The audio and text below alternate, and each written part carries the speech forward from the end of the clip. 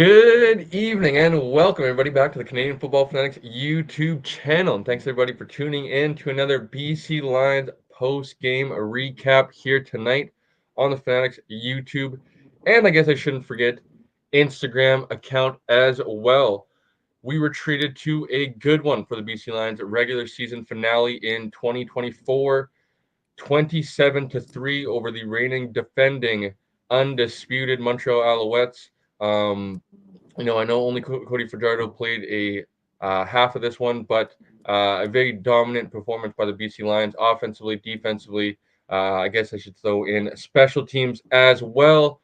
Blake was in the house, able to enjoy that one for hopefully not the last time, but guaranteed one. I guess the only guaranteed game we had left at home. Hopefully, we can have a historic storybook ending to this season with another return to BC Place. But Blake, thanks for joining me, buddy. How are you doing? Yeah, I'm doing pretty good after that one, Cole. That started fast for the Lions. I know we'll get into the game recap here in a second, but 45 yards on the very first play of the football game, and didn't really stop from there as the Lions came out early and often on the Alouettes and didn't really give them a sniff of being in the football game at all tonight. Yes, it was a very good performance. As you mentioned, Lions got off to a very fast start. I love the aggressive play call there by Jordan Maximic. I know I've been, critical of him for the last little while. He comes out with, I'm not too sure if the first read was to go deep, but I like that. Vernon Adams had the confidence to kind of take that deep shot, go into his guy that he had so much chemistry on early on in the season with, and they were able to connect and kind of make a statement right out of the gates. He ends up punching it in for a touchdown on the opening drive to kind of make that opening statement to say, I am back, I am going to take over this game, which he ended up doing. And I think the biggest thing that probably was the most noticeable, I would say, because there was some lulls in between some of those scoring drives throughout the game offensively. I would say that it gave the entire team just the shot of confidence they needed in the arm. We saw two defensive goal line stance from the defense that all season we've been very critical of the defense. They were able to make some big plays that were able to swing back momentum on the Lions side. I think about that big hit by Ben Aladic down around the goal line there late in the first half. They end up stopping that Montreal Alouettes drive. They get no points on that one to shut them out in the first half. And honestly, I was hoping that Montreal was going to go for it once again there. I believe it was in the third quarter when they had or when they kicked the field goal to Well, hopefully well they maybe sorry to keeping the shutout streak alive. But what were you going to say, Blake?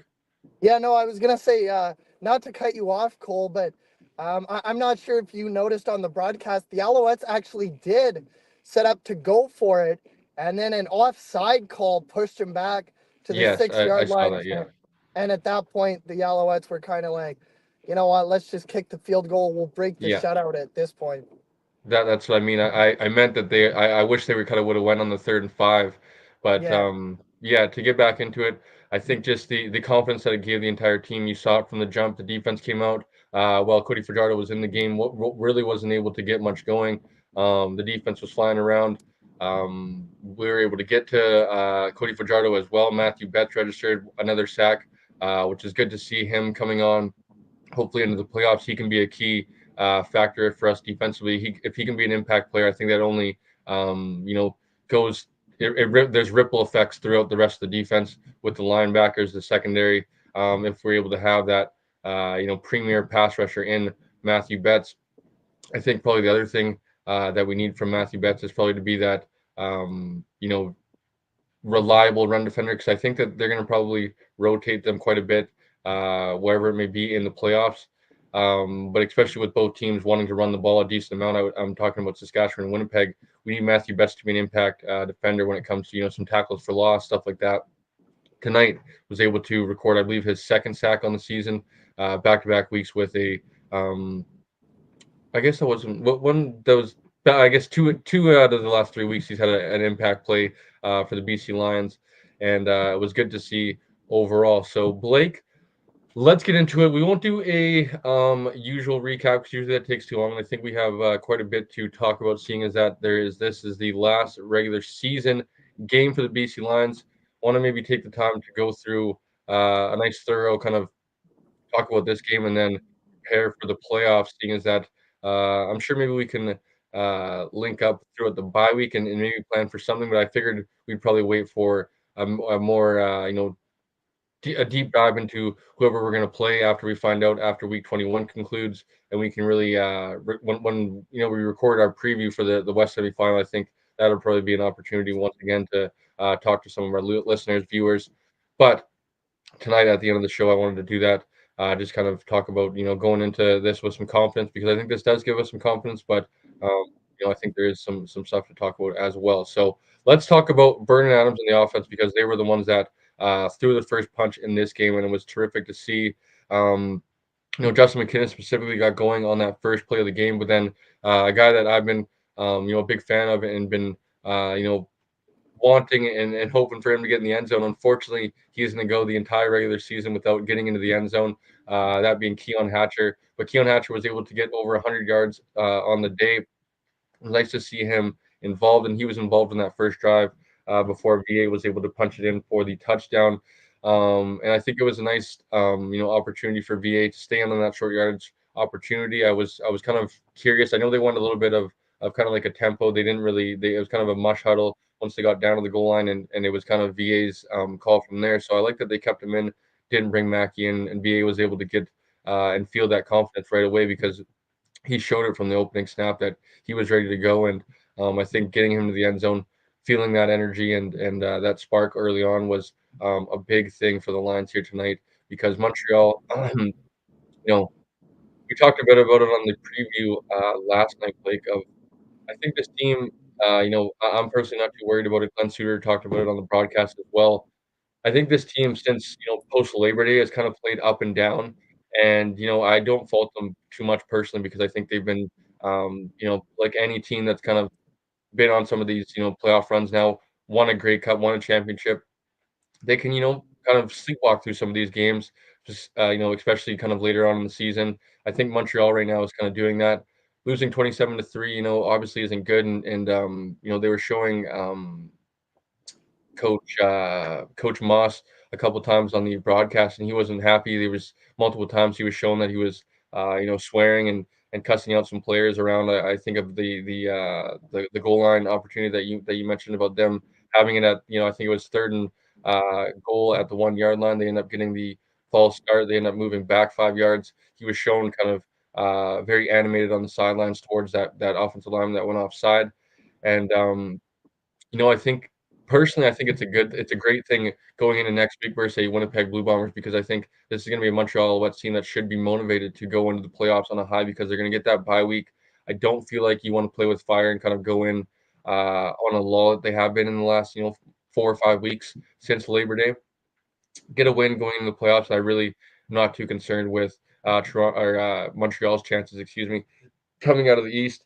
Looks like Ottawa is. I know they did make a comeback, but kind of looks like they have squandered majority of that momentum that they built up early on.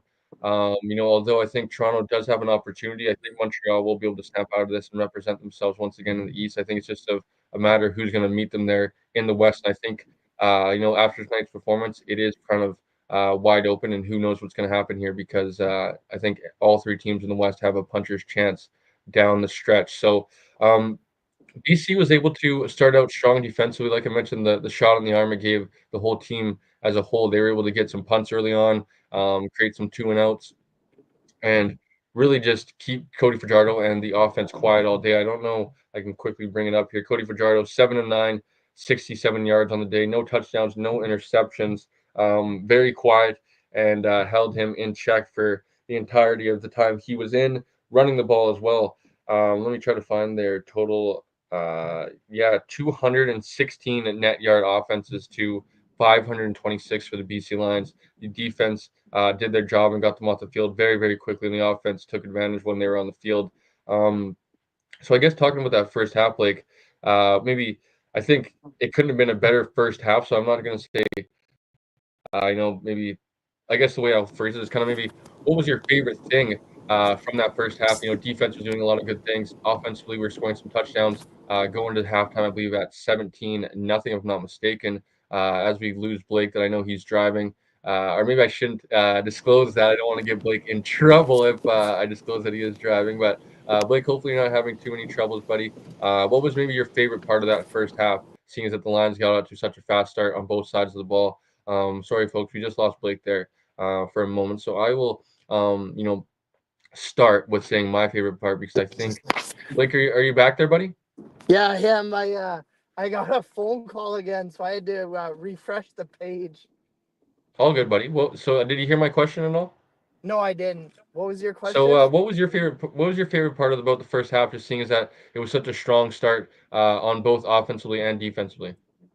Yeah, no, my favorite part of the first half, we kind of already talked about it, was the fact that the Lions weren't scared of the Alouettes. They went right after them in that very first play of the football game, and then they really from that point on, and it seemed like we kind of talked about it in the preview show yesterday.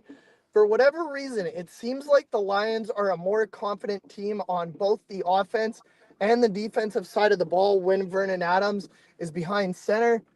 They get that touchdown right away. They force the Alouettes to punt, and all of a sudden the Lions scored again. I believe it was the second drive after the Alouettes punted, and before the just after the 10-minute mark of the first quarter, it was already 14-0 Lions. And even then, it almost felt like, I mean, obviously it's the CFL. The Alouettes had all their starters in for pretty much the entire first half. They're not going to give up on the football game. But even at that point, I even tweeted it like from our show Twitter. I was like, this just feels different. And the Lions, it seemed they were playing with a better confidence.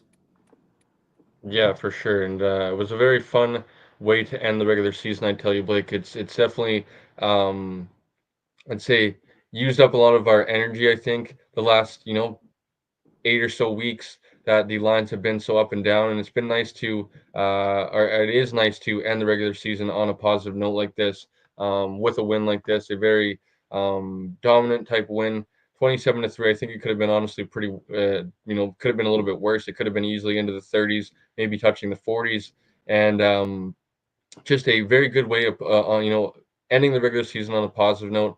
I tweeted out on my personal account of, I think the only bummer is that the way VA was playing and the rest of the team was playing. I think the only thing that you would not want is the bye week that is coming and kind of to lull things, put things into a little bit of just a halt, I guess, if you will, of riding this momentum. And I think it is kind of something that is needed to be talked about here in the next few weeks here when we get into the weekly show. We'll definitely talk about it here in a little bit after we conclude with the game recap here a little bit. But I think this is going to be a little bit of a question mark and maybe the biggest thing that could slow the lines down here in a West semifinal game coming into that bye week, which is I think just another. The CFL needs to get a goddamn 10th team, and I don't want to go on down that kind of rant quite yet. I'm sure we'll save that for an off-season discussion as well. But just unfortunate the Lions have to do it like this, and I think it probably falls onto the lap of Rick Campbell even more. That you know why didn't they make this decision 2 or 3 weeks ago, 2 or 3 games ago? And honestly, I think BA could have even been, on I don't know if I want to say like like hotter, but like he has a little bit of a larger runway here to get into the playoffs. And it's obviously hard to get more comfortable than I think he finished the game 380 yards, 2 touchdowns, with 2 interceptions. The one interception was kind of like an arm punt, if you will, throwing it up there late in the first half. Ended up overthrowing his receiver, and then the second one, Aiden Eberhard just needs to catch that ball, and I think Aiden Eberhard catches that 10 out of 10 times. Obviously, it was the one time that he didn't, and you can maybe argue it's the 9 out of 10 times. But a ball that was in his hands, he ends up bobbling it and goes to the ground. It's one of those funny bounces that that egg-shaped football. It's kind of going to make some of those bounces sometimes. So I don't really fault VA for any of those interceptions whatsoever. Um, it's hard to kind of say that he has another level from at 400, basically a 400-yard game, 2 touchdowns. But I think just to get that little bit more confidence and feel of kind of now he's going to be thrown right into some playoff feel and that not that the game gets a little bit faster, but things are going to be that much more important. Windows are going to be that much smaller and stuff like that, especially against if it is a Saskatchewan defense. That defense is going to be ready to go, and it's going to be a hell of a matchup that our offense versus their defense, especially because we just seen them. I think the offense will be pretty ticked off that they weren't able to go toe to toe with them because I think one at their best, you could argue that maybe the Lions have the best offense and Saskatchewan maybe has the best defense in the CFL, and I think will be a fun matchup in a playoff atmosphere, and hopefully weather doesn't have anything to say in that. We can have a nice toe to toe matchup. So let's talk about, I guess, the defense. Like we've been talking about the offense here. The defense was able to build on two goal line stands. I mentioned the Matthew Betts, sack and stuff like that. They also should have had a fumble on the opening kickoff of the second half. I believe if they reviewed that, the ball was coming out before his knee touched. So it was just a very good overall performance from the defense. They looked much more confident. They were making some plays on the ball as well, breaking up some passes, and it was good to see guys like Christophe Boyu, guy we've been a fan of, making some plays back there. I think he should have had an interception, one of those deep balls that were thrown into the post. He was able to kind of give some help to. I believe Jalen Edwards Cooper was playing kind of that cover three corner. He trusted that Christophe Boyu was going to be in the post in his deep zone, and he was able to flip his hips, get his head around, and was just a little bit late, I think, because he didn't really track the ball too well. It ends up going through his hands. He ends up getting a pass breakup, I think, on the play. So ultimately, the ball doesn't get caught. So I think it's a positive. But I think if he was able to get a pick there, is even more of a positive for him, and how he can feel going into the playoffs. Guys like Ronald Kent were around the ball quite often as well, making some plays. I know we had some injuries, but they kind of said on the broadcast it was more precautionary. I think GP left with an injury. There was another one with the stinger. Christian Stand Covington back. came. Who? What was that? Sorry. It was Gary Peters and stand back. Correct, correct. And Josh Nantwi, I guess that's quickly little side tangent there. Josh Nantwi had some nice runs there late in the game. Was able to kind of salt away the game there late in the fourth quarter, and I think is gives should give Lions fans that much more confidence that they have a guy like Josh Nantwi, a quality number two back that if anything does happen to William Stanback come playoff time, I don't think you're going to have maybe one for one replacement, but I think you could probably get to the floor of William Stanback with a quality back like Joshua Nantwi, obviously a Canadian guy from University of Calgary. I think could come in and perform quite well in reserve type role, and I think he will be dressed come playoff time because he does give you an asset on special teams and with the Canadian ratio as I just mentioned. So talking about the defense, Blake, let's give them their flowers because it's been a long season for them. They've obviously got their fair share of criticism all year long on not only our post game shows, but the weekly shows, not only from us, but Shane, coach, other people around the CFL community that have wanted more from their unit all year long. And they finally deliver in the regular season finale here tonight. Only 3 points given up. Should have been, honestly, like I said, I was hoping they were going to go for it, and would have been nice to have the donut going into playoffs. But overall, other than those two goal line stands and the field goal, Montreal really didn't sniff the red zone, green zone, whatever you want to call it. So Blake, what was your most I guess impressive thing from the defense tonight on whatever you want to go, I guess off. Yeah, I really loved the play of Christian Covington. He left the game also in the fourth quarter. He's one that I forgot to mention. But as soon as he was literally, he got attended to by the training staff, and then he went on the sidelines, and I saw him saying to a couple teammates that he was fine and it was just more of a precaution than anything else. He had a fumble recovery down at the goal line late in that fire, or I guess midway through the fourth quarter off Davis Alexander.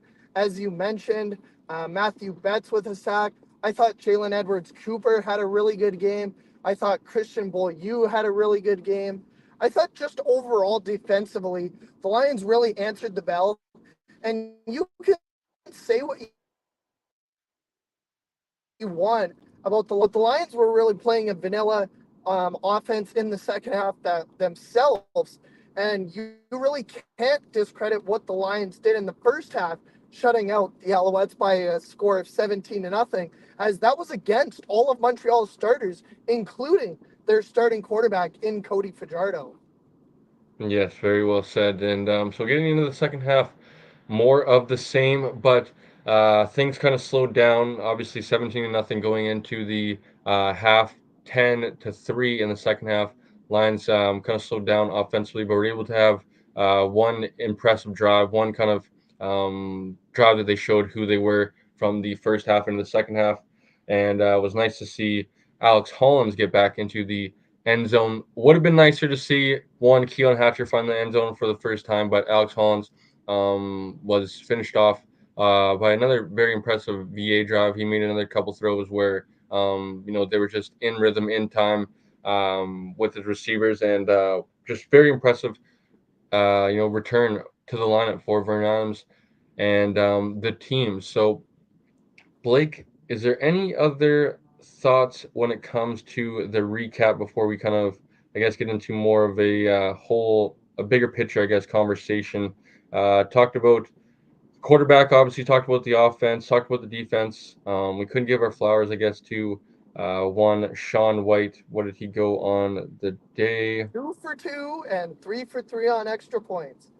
Yes, 2 for 2 and 3 for 3 on extra points. Mr. Automatic as always.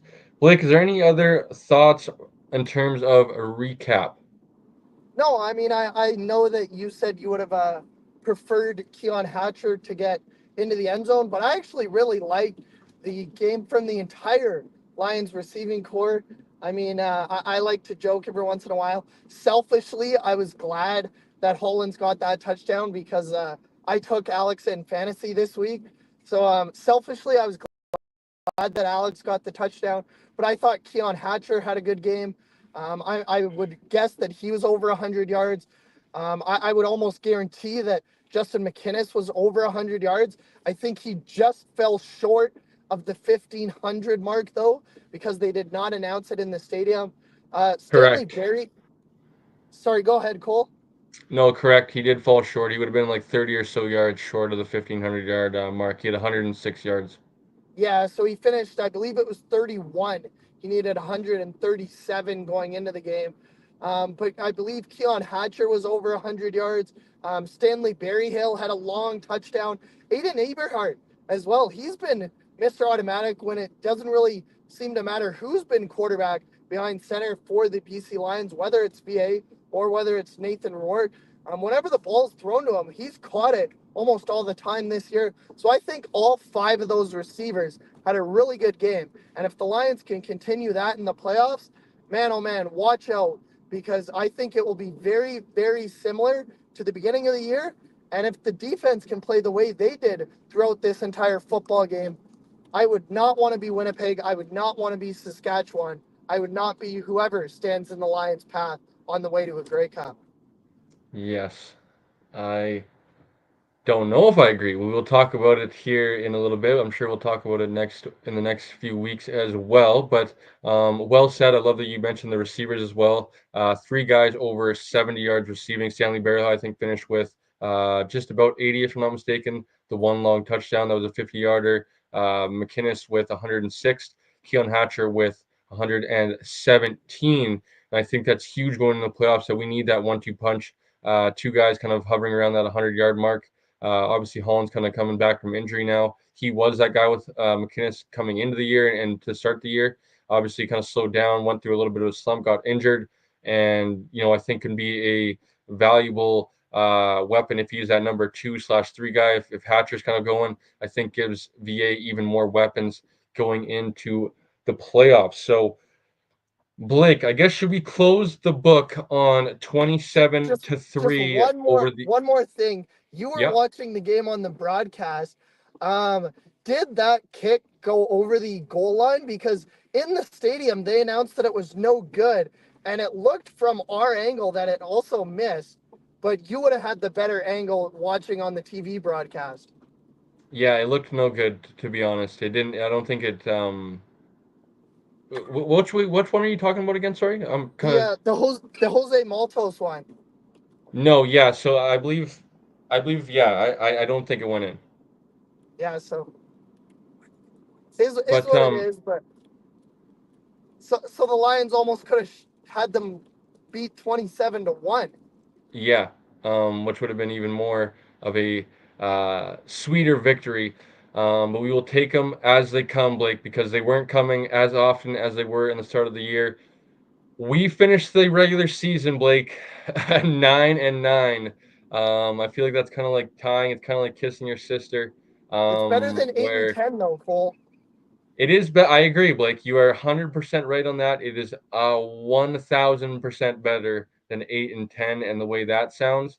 So great job for the Lions. Big time kudos. Well done for getting the job done, and well done for getting the job done in convincing fashion the way they did. Um, Blake, let's get into a bigger picture. Let's talk about some playoffs. Obviously, we're not going to know with the end of week 20 already. Only three matchups this week. Teams will play next week and obviously have big time implications. As I mentioned, um, excuse me, Winnipeg plays Montreal. I believe Saskatchewan plays Calgary, if I'm not They mistaken, do. That next week. that So, but that'll be really interesting to see because both of those teams have to start their starters in that game with depth charts being having to come out the day before the game. However, if Winnipeg does win that game, it will be interesting to see if Saskatchewan knows that they will know that before they kick off and how long they keep their starters in against Calgary. yes, very well said. And that's something that I wanted to get into, which is that Winnipeg does play first, with the Calgary Saskatchewan game being the following game on Saturday. So double headers. We will know what's going on come I believe the 4 o'clock kick time, 4 o'clock Pacific kick time. That is the Saskatchewan Calgary game. Um, I guess let's get into it, Blake. Let's get into it because I think part of being a fan um, is probably not involved with some of the way I'm thinking and the way I'm kind of leaning here going on following this game. And I think that is a good thing for a show like ours, for some different opinions here, because I think you're going to feel the opposite way, which actually I know because you just mentioned a little bit. So coming into the game, obviously I was pretty low on confidence, and now I do fall, I believe, another game short of you in our regular season standings, our predictions, excuse me. Yeah, but Um, you had the Toronto game over me, so we basically washed each other out this week. which is good news, Blake. I appreciate you reminding me of that. Now, that being said, I would say my confidence level coming in was a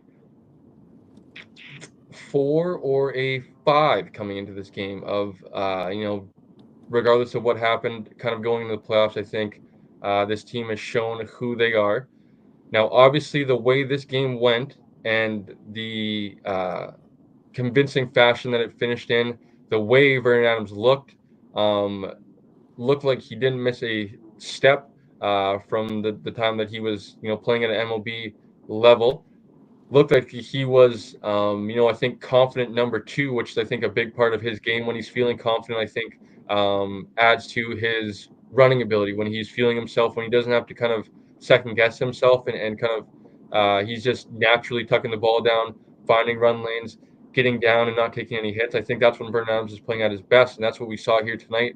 Didn't do it, anything crazy, but when he needed to do it, he tucked the ball down, got some first downs, was very decisive with his feet, and when he ran, I think we saw a very, very good Vernon Adams. I think it's honestly a shame that we didn't see him for 18 games, if not, 12, 13, 14 games, whatever might have been there, if he was able to return from injury, because I think he was, I don't know if maybe robbed is quite necessarily the right word of MOP, but I think he was, we were kind of, um, there was an MLP season from Vernon Adams this year that was to be had if he was going to be able to be healthy for the whole season and if he was going to be able to get his job back.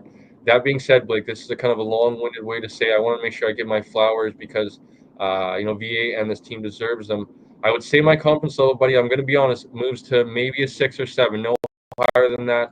Although I do agree that there is a puncher's chance come playoff time because it is that the best playoff format in my opinion is football. That there's no 7 game series, 5 game series, 3 game series. It's a one and done on any given Sunday. The best and the hottest team is going to win. Um, I just think that this team has shown us too often, more often than not, that they are really way too inconsistent. I love that we saw Vernon Adams kind of explode, and I would expect more of the same next week. I kind of lean towards what I mentioned last night on the preview show of what Farhand mentioned this week of this offense having to outscore their problems. I don't think that this defense is this good, this sample size that we saw tonight. I do agree with you that that they had their starters in for the entirety of the first half. I'm going to go back to what I said also tonight that this team is definitely sleepwalking through the rest of the regular season. They have not been the same Montreal Alouettes going back to Labor Day. I believe they got maybe their 10th or something win before Labor Day, 11th win. They kind of secured their playoff spot and have really been tie a game, win a game, lose a game, tie a game, win a game, lose a game for the last 5 or 6 weeks.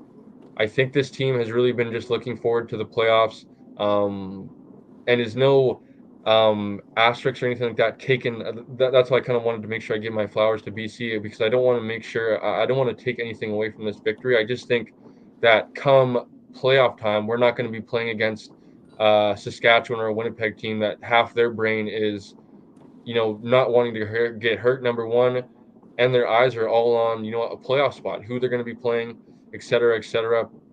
Things are undetermined right now. So I think when things are more determined, I'm definitely more concerned on a defensive perspective more than an offensive perspective. But can this offense put it together for more than just one game against Montreal here tonight? We're going to have to go on the road once again, which this team hasn't proven that they're capable of doing.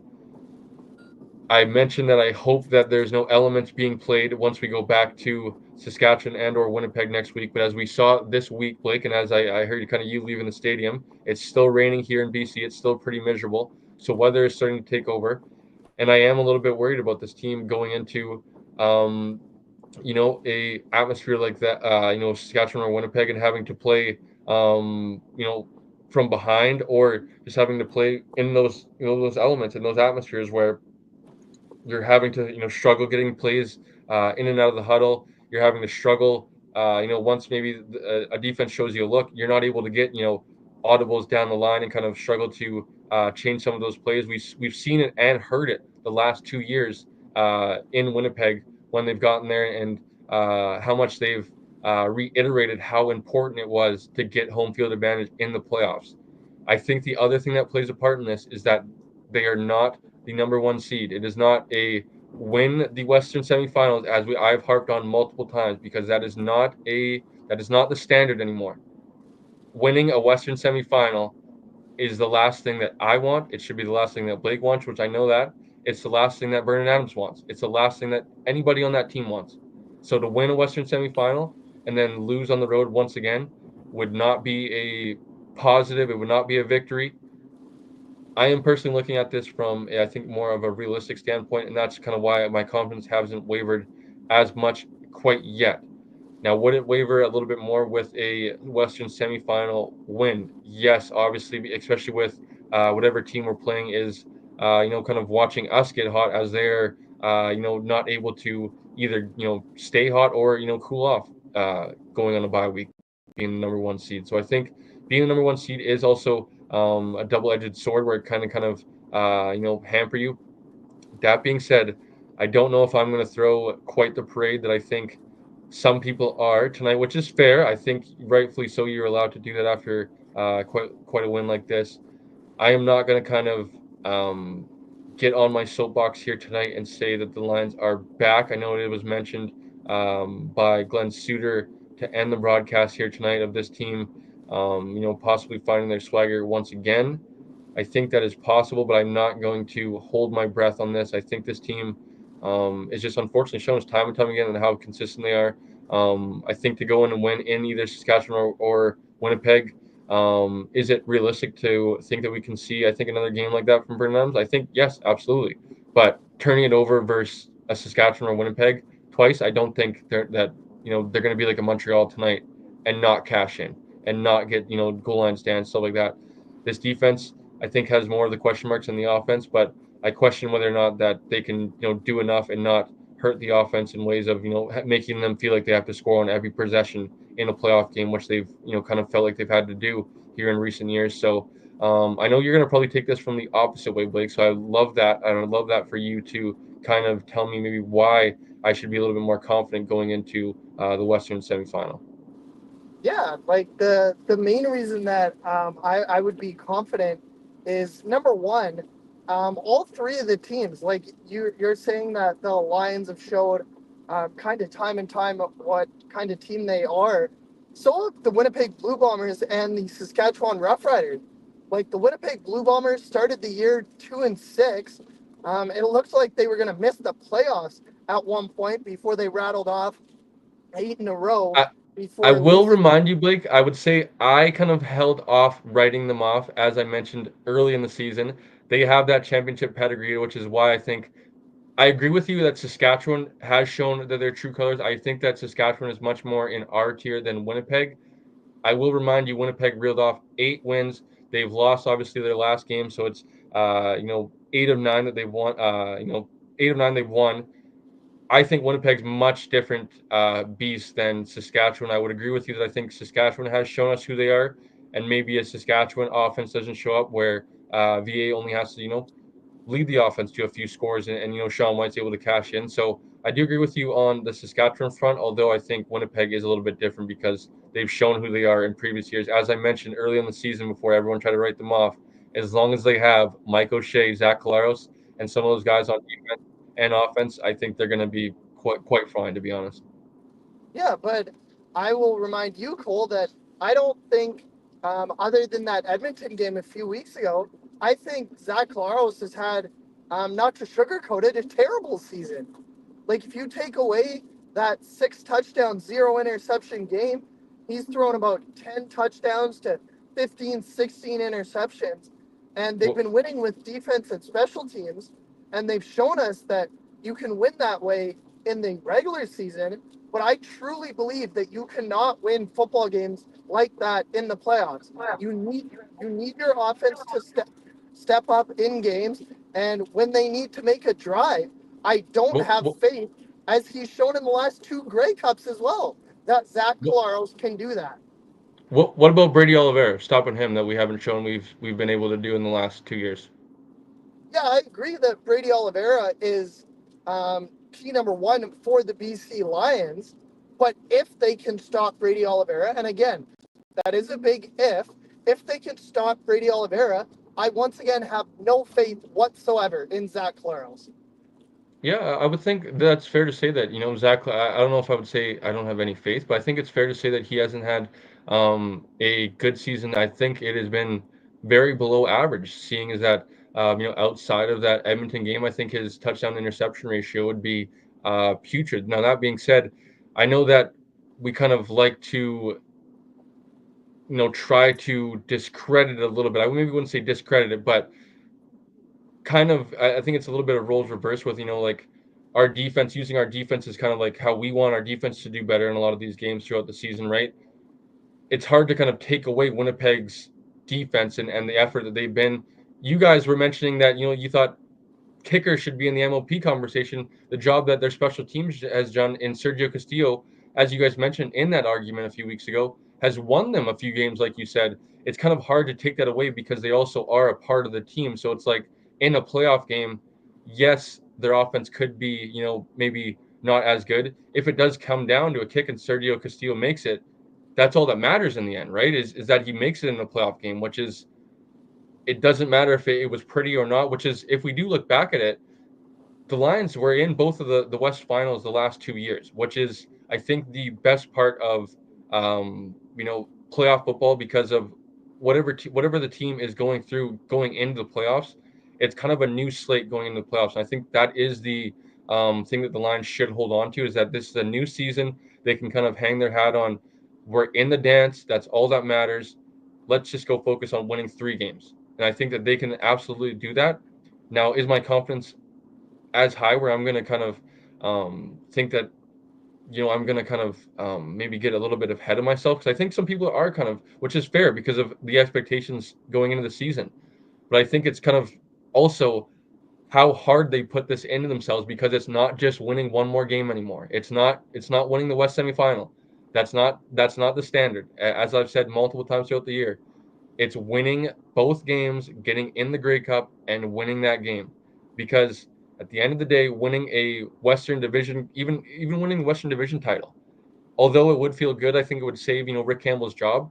It's not what VA plays the game for. It's not what this team is built for. That we've said now for the last 3 years that we've had needed to get past Winnipeg, we've needed to get to a Grey Cup, and they haven't done it. Yeah, They that's had an fair. opportunity this. Well, so go ahead, Blake. No, I was just gonna say that that's fair that they haven't been able to get past Winnipeg. But I would much rather, I will be completely honest with you, Cole. I would much rather face Winnipeg in the Western semifinal because as I was talking to Nick Kowalski this past Tuesday night from BC Lions on Tap, he even kind of said that himself. Like if the Lions face Winnipeg and that in the Western semifinal, and they're finally able to get over that hump, they're able to beat Winnipeg in Winnipeg. That just gives them that much more confidence going into Saskatchewan, a team that they've already beat this year. Yes, granted, it was at BC Place, but I think that added momentum of, hey, if you win this game in Saskatchewan, you are going home to your home fans to play for the biggest prize that this league has to offer.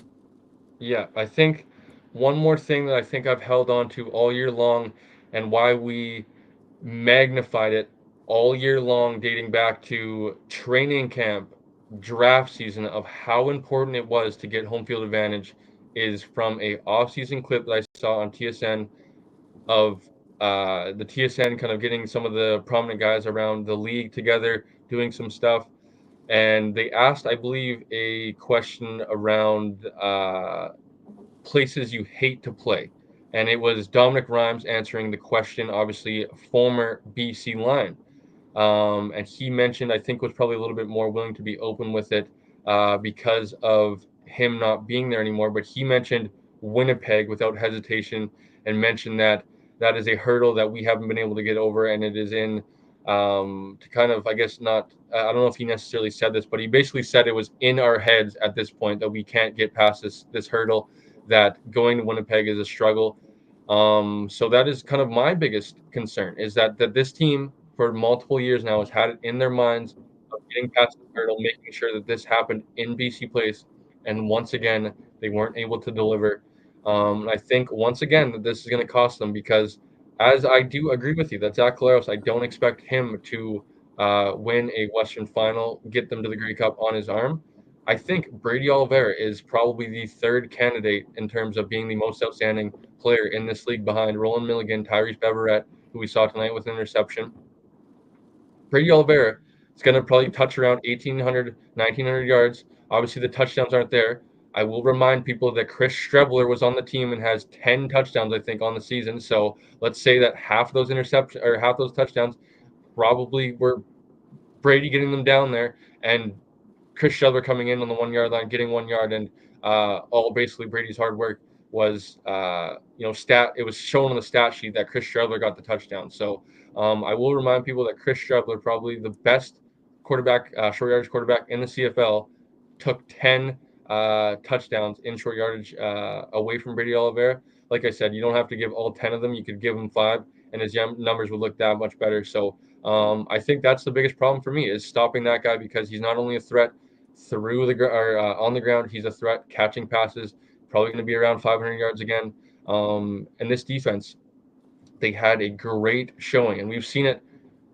Touchdown Pacific, we've seen it throughout this year. Montreal, even when we went to Montreal a few weeks ago, but they return to form like they have all year, and maybe they have a good Western semifinal. But I really am not holding my breath for this defense to be the defense that they need to be to go on a run here and win a Grey Cup. Maybe they do, and maybe honestly, I think the Vernon Adams that we saw is probably the most comments that I get is the level of play I saw from Vernon Adams tonight.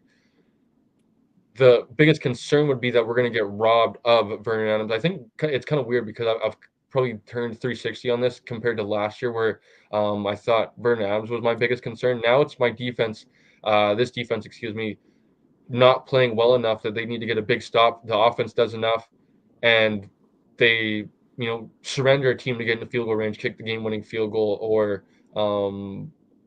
don't hold a team to under 30 points. And I think if VA can score 27, 28 points, that should be enough to get a victory. Now, can the defense do enough to get a stop? I question that. I'm going to be 100% honest, because I think we should be honest with ourselves of who this team's been all year. I do agree that Saskatchewan and Winnipeg, to a certain extent, have shown their true colors all year, but um, I've kind of it's unrelating because it's more NFL related and maybe kind of like NBA related. But some of these teams, man, the dynasties of the world, of how many years I heard That's about not the fair. Patriots You're being gonna over. compare this to your Bills. No, I was going to pay to the Patriots, and how many years I had to hear of they're over, the dynasty's over, and then they start 1-2 or something like that. They end up winning the division. Golden State, when they were on their runs and they'd start bad. It's kind of, like, what you're playing for. You're playing for October and November, and that's exactly what we've seen from Winnipeg. Is they started out to a bad start. Zach Collaros, I agree, is probably, it looks like, maybe over the hill in terms of ever finding his last 3 years or last 4 years with Winnipeg. Um, and I would be interested to see if Winnipeg does move off that, because I think they should. Because like you said, their defense has played great all year long. Their special teams, and Brady Oliveira has been quiet. I know he started off not great, but I think quietly been doing his job all year long. I think has probably been um, not talked about because he had a 2,000-yard all-purpose season last year. So um, my biggest thing now is, I think I agree with you of rather seeing Winnipeg first and knocking them off before we get to a Saskatchewan. So basically, now, if you're a Lions fan, it's time to watch some football and see what's going on next Saturday. As I mentioned, we will know what's happening after Winnipeg faces Montreal. I am the biggest Montreal Alouettes fan from this point on out, because if they get a win, that leaves the door open for Saskatchewan to leapfrog Winnipeg, get to that first seed, and give us Winnipeg first, because I think that is probably where you want Winnipeg, is that most vulnerable, uh, starting, not giving some of those guys a bye, and jumping all over them right away with some of the confidence that you have, and hopefully they're starting to doubt themselves with 2 losses in a row going into the playoffs. But I think now it's going to be what Montreal team we're going to see versus Winnipeg, and how long we're going to see the starters from either side. Because realistically, we could also see the starters being pulled from Winnipeg. Although I think it probably is going to depend on the feeling of one Mike O'Shea. I would expect to see probably Zach Lowe's for a majority of the game, especially if it's a close one. I would think they're going to want to play to win. But it is also kind of interesting to see some of these scenarios. They already do have a playoff spot. Do you want to play with, not having Zach Collaros? You don't already have a backup quarterback that I think you can depend on. So it should be interesting. Blake, what are Yeah, your but I, thoughts, I but I guess, think going into next week and watching football and having the Lions have to sit at home? I think that's the risk that the Bombers gave themselves by not clinching the Western Division last week, is that they have to play Zach Claros the whole game, because you can't, you just said it yourself, Cole. Like, they do not, and I wouldn't either, but they do not have any trust in Terry Wilson to go in there and get them a victory. And you cannot afford to go into that Western semifinal on a 2-game losing streak. The Bombers would much rather have that first place and the first round bye. But if Zach Claros, and of course we don't wish injury on anybody, but if Zach Claros were to get hurt, I think that you can basically write off the Bombers season right then and there. Yeah, absolutely. I don't think I agree. I agree with you. I don't think Wilson can get it done, and I don't think any of the options they've had in the season for backup quarterback could get it done if Zach Claros was to go down. Although the level of play honestly wasn't really hard to get to, considering Zach Claros wasn't playing great. I think the um, timing of some of the touchdowns that Zach Claros thrown, some of the timing of some of those drives where he was able to get his team into scoring position, kick the field goal, whether you're Sergio Castillo or some of those drives I remember of getting them into scoring position, cashing into guys like Kenny Lawler, and et cetera. Some of those guys on that receiving core. Blake, just under an hour, buddy. So I would imagine hopefully you're just about home, hopefully. Getting there. Um, I would think that kind of ends things tonight. I would imagine we are going to take the week off because I want to know who we are going to play before we get into From a any sort Lions of side, not for the weekly show. Yeah, obviously. And the weekly show will continue into playoffs. There's no stopping just because it's playoff time.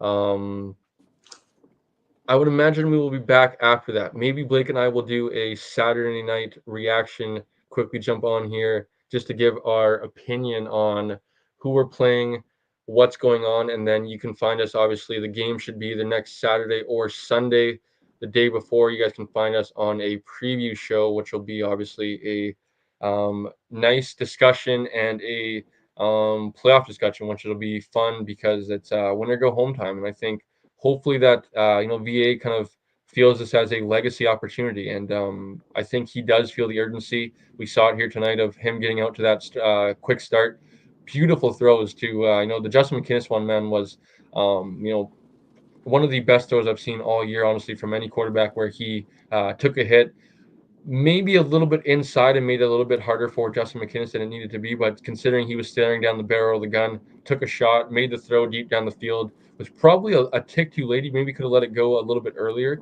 to avoid that shot, but took the shot, made the throw. Justin McInnis made a incredible catch that he's been making for majority of this season.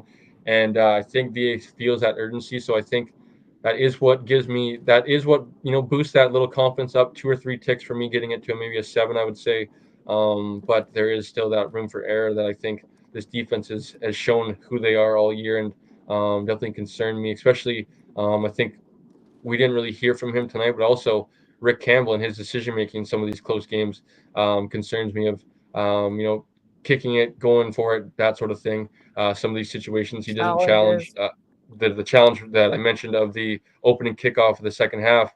I don't know their Well, he didn't protocol have or one how. at that point because he challenged the kind of arm punt interception. Right. Okay. But I don't know how their protocol works. If they did have a challenge, I would have wondered if maybe they got radioed down because that was clearly the ball was out before he hit the ground there on the opening kickoff of the third quarter. Um, Lastly, Blake, I think we need to end the show with giving Vernon Adams his flowers once again. So happy for that guy. It's hard not to root for him because of how much of a pro he was. Haven't heard his post game pressers or anything quite yet, but I would imagine he'd be the ultimate pro. Finished it with a go lines like he always does. Um, I'm happy that is the way he's going to end. For our sake, we're hoping not, but potentially his last home game as a BC Lion, obviously with the Grey Cup opportunity still being within our sights. If it's not, that was his obviously probably his last home game as a BC Lion. Glad he was able to go out like that, 400 yards. We're gonna round up 2 touchdowns. Didn't have any turnovers that were any accountability of his self. Was the ultimate team guy throughout this situation in the last 8 or 9 weeks, which I would say I would give Nathan Rourke in terms of some of the shots that we've seen from him on the broadcast a B or maybe a C plus. He was not very, from the clips that they showed him, it looked like he was pretty distant and pissed off, which is understandable because I've, kind of been in some of those situations. Just kind of, I don't know. I would like to see him maybe support VA a little bit more, considering how much Vernon Adams support him. All the high fives, meeting him out there, kind of encouraging him. I would like to see him do that in a playoff game if Vernon Adams say was to struggle for a quarter or two or maybe a couple drives. That this is the CFL. We saw it today with Ottawa and Toronto. Toronto gets out to a monster lead. I think it was 28-0. Whatever it ended up finishing 38-6. 38 to 31 or whatever it was. What did it finish, Yeah. Blake? Yeah, it was 38-6 going into the fourth quarter, and Ottawa scored 25 points in the last 12-ish minutes. We saw it today. We saw it. Actually, another side note, Manitoba Bisons with That was crazy. what a comeback, but another in only the Canadian football you see comebacks like this because of how much time's left, the stopping of the play clock, and also if you have the ball, or if say you're down by 10 or 13 points with 2 or so minutes left, you have an opportunity. The other team can't just get the ball, take three knees, and the game is over. You have an opportunity to still come back. I know that lesson more than anybody else of not leaving a CFL game with your team kind of trailing more than 17, I think would probably be out of reach with a few minutes remaining to go. But a two-score game, that's I think very maybe not very attainable, but is there's a possibility of you being able to make a comeback. And I think Nathan Rourke being able to be there for Vernon Adams if he does, say struggle for a drive or two, which we saw today, right? They had the explosive start, 14-0. There were some lulls there at periods of time where I think for Nathan Rourke could have been a little bit better of a teammate to Vernon Adams. Give him a high five, although it maybe not have done anything. It gives him that boost of confidence of it's all good, man. It's all good. Your defense has you, which we obviously saw tonight. The defense had his back and was able to get stopped from the offense. Wasn't able to convert on some of their drives. I think Nathan Rourke needs to do that and kind of pay his respects back to Vernon Adams that he's done that all year for you, considering that he's been the one that's kind of gotten stabbed in the back. I don't know if I should say that or maybe go to that length, but it was nice to hear actually from Farhan Algi today on the broadcast that they mentioned during the game that Vernon Adams actually admitted kind of for the first time to I think a reporter or maybe to the outside world that he was actually kind of frustrated that the team didn't handle the situation the same way that they did with Nathan Rourke back in 2022. Obviously, roles were reversed where Nathan was the starter. He obviously gets hurt. Vernon Adams was acquired from Montreal. He comes in until Nathan Rourke was able to return, and then Vernon Adams, selflessly went to the bench. VA kind of admitted with at the same time being a good teammate and understanding how to be a professional was a little bit, felt disrespected that he wasn't shown the same professionalism from the Lions that once he got back from injury, he should have been given his job back. And was just cool to hear him be vulnerable and be a person, and he shouldn't be criticized for that because he feels a type of way of being a human being. He should feel that type of way of not being given his job back after injury. We hear it in sports all the time of injury should never cost a person his job. Ultimately, it does in this situation when having a guy like Nathan Rourke be available. It's hard to pass that down. I think ultimately, if we're being honest with ourselves, Vernon Adams is right. He probably should have got his job back. Say after maybe touchdown Pacific or maybe after that Montreal game.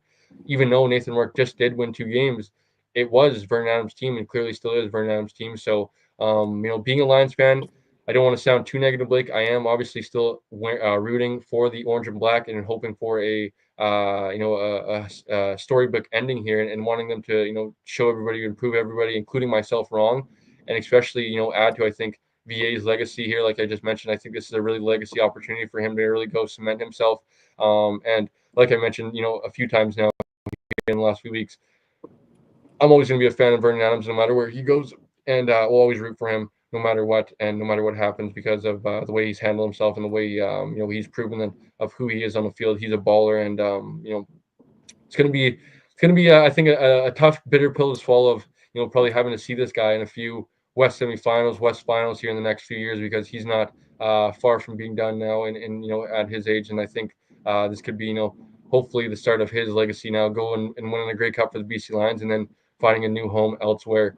And just like I said, I can't help but give my flowers to Vernon Adams here. But um, Blake, any other thoughts on this game, on the Lions going forward into their bye week and then into playoffs? No, I agree with your sentiment from earlier that it's kind of unfortunate, and we talked about it in our group chat for the weekly show the other day that we found out kind of the reason, at least this year, why the Lions most likely had a bye in week 21. It's kind of hilarious if you're being completely honest, but it kind of sucks that the Lions do have to have a bye in week 21. It, I it's would it's much, honestly the worst thing that could have happened. Honestly, yeah, no, I agree. And it's like, man, oh man, that stinks. But I'm really looking forward to seeing how the playoffs shape out. Obviously, what happens in the Western, or next week, not even just the Western semifinal, but next week, I should say. And then hopefully from that point, the Lions get a win and go to either Winnipeg or Saskatchewan, wherever the West semi is not being played, and then we'll take our chances from there, really. Best part about it, Blake, we got a puncher's chance, buddy. Get in the playoffs, punch your ticket to the dance, and anything can happen. As we talked about last night, I hate comparing it to the 2019 Winnipeg Blue Bombers because it's been compared now in recent history. But Then we the can compare it to the 2000 1990s and 2000, 94, BC 2000. 2000 BC Lions and them, being able to find a way as that third seed. It's a possible thing, especially in, the one and done format. As I've mentioned time and time again, one and done. All you have to do is get hot at the right time. Can this team, rejuvenate enough of their confidence, enough of their swagger off of this one game going into the playoffs? Like I said, the bye week comes at such a bad time, and I will honestly give a big double birds to the MLS and the Vancouver Whitecaps, whoever planned that, because that is just a It's not fucking even the MLS, it's Supercross. The Whitecaps get screwed. The Whitecaps finish eighth, and they can't even host their own playoff game. yeah. It's just Like, it's that is the I most don't Whitecaps thing ever. I guess it kind of comes down to the CFL as well, of just needing 10 teams. This should not be happening. How can a team be going into the playoffs with a goddamn bye week? It just halts everything, especially because the Lions are getting healthier at this time. Like I don't think that, like obviously the bye week does help, but we saw I forget who we saw in the injury report who was DNP throughout the week and then was a full participant on Thursday. Some of these guys probably would be playing if it was a playoff type game. I don't think they need a bye right now. What they need is games to be played, to be feeling good about themselves, which they will be after this one. But it's going to be a long time till they play a playoff game again. When's the Two West? weeks. 2 weeks today. No, November 2nd. Yeah. 2 weeks. That is a long time without playing. And I think if you're Vernon Adams, you want to be playing your hot hands, man, because of how hot you were feeling. You want to keep dealing because he was dealing tonight, folks. Do not make any mistake about it. Do not let me try to be a negative Nelly here on the show tonight. Vernon Adams, the way he looked, can lead this team to a Grey Cup. Can he do it and outscore his defense? I think is the biggest problem and biggest concern for me. Time will tell, and maybe this is just maybe a special team and a special year that they can go on this type of run. And they, Blake, I think maybe the biggest positive is that they have been through this adversity this year. Once they get into the playoffs, we haven't been through worse, boys. Let's just go get on a run. Let's make sure that we're bought into this locker room. It's us against the world, and nothing worse can happen to us. We've had it happen to us throughout the year. So let's go win 3 games. Let's go win a Grey Cup, and let's make it happen. So Blake, 1 hour post game show. It was nice to talk about it. It was nice to celebrate it. I think also it was nice to hash out my feelings. Talk a little bit about it because of the importance of the next game, which is a one and done opportunity, win or go home for the BC Lions. And I hope for our sake, we have in store a storybook ending, a Cinderella run of this team being kind of lackadaisical getting into the playoffs. I think to a certain extent, they can kind of be grouped into Winnipeg's. This team is kind of playing for November, October because a lot of this core group has went through the last few years. And that being said, they don't have the championship pedigree that team's been through of getting to that big game, winning that big game. So hopefully that they can get it done this year. On the way to BC Place and winning at home once again. So Blake, 27-3, incredible way to end the year. Very fun way to end the year. It was an exciting game to watch and just an entertaining game to watch. I was really wondering of what way this game was going to go. I think I would have taken a win any way it would have came. A win in a blowout fashion is absolutely fantastic. It was fun to watch. It was a good day of sports, Blake. I'm not too sure how much of you were able to catch, but I was able to start the day off. Went out and did some errands, running around. Start the morning. Got back about 12:30. Threw on the Toronto and Ottawa game, and by that time it was basically over. I think it was 21-0 when I turned it on. A little bit over an hour later, I think the uh, um, Battle of Saskatchewan with Saskatchewan and Regina took place, with Saskatchewan winning, and then Manitoba I kind of checked out of that one because by the time I flipped over to that one, I think it was like 25-3 for Alberta. I thought, that one was over, similar to Toronto and Ottawa. As I was watching the Canada West, flip back over to that one, and I saw that they were starting to come back. I was like, oh goodness, I better pay attention to all three games here. And Manitoba secured their comeback. BC kicked off at 4. I don't know about you, Blake. I know you were at the stadium, but I was able to throw on the Canucks game a little bit throughout the BC Lions game, especially once they got Yeah, a substantial lead there in the third quarter, fourth shutout quarter. win. Chase Bryce came in. I was kind of paying attention more to the Canucks game. Canucks picked up the 3-0 win. I think last time I saw. I don't know if it was the final score. Yeah, it was.